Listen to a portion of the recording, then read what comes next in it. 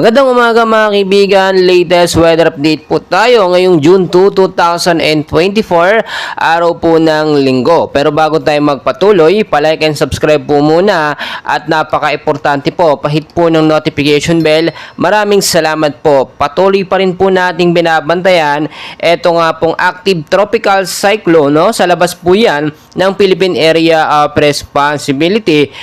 Tropical depression po ito na maliksi mga kaibigan, no? Or bagyong Butchoy, no, sa Pilipinas. So kung titignan po ninyo, stable pa rin po sa 45 kilometers per hour yung lakas ng kanyang hangin. Malapit pa rin po sa sentro na may bugso pa rin pong pumapalo sa 75 kilometers per hour.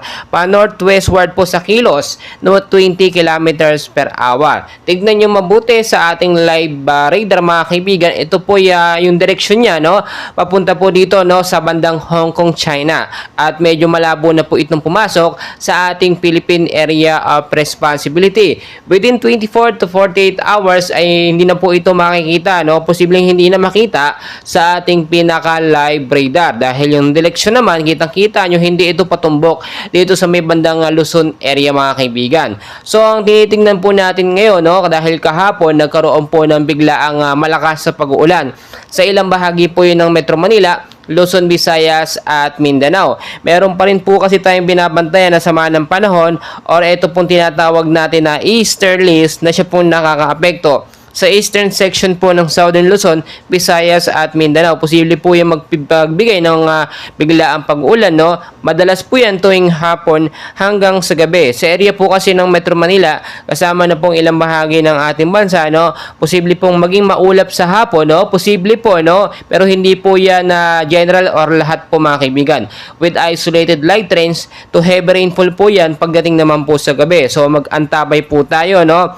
At impact po niya, no, posibleng pagkabaha or landslide sa matataas na lugar. Ngayong araw naman po ng linggo, asahan po natin, no, na posibleng maaraw po ngayong umaga sa tanghali at bandang hapon bababa po ang temperatura at posible pong maging maulap or makaranas tayo ng mahinang pag-uulan. Mga kaibigan, ito pong binabantayan natin na tropical depression, no, hindi pa natin ito maituturing na pangalawang bagyo dahil nga po hindi pa ito actually nakakapasok ng Philippine Area of Responsibility. Pero patuloy pa rin po natin minomonitor yan. Dahil kung titignan po ninyo, kapag ka ito'y lumakas, no, from 55 to 65 kilometers per hour at direkta nakapasok sa ating Philippine Area of Responsibility, maituturing na po natin ito bilang isang bagyong Butchoy, no? Yan po yung sinasunod na bagyo after po nitong si bagyong Aghon mga kaibigan.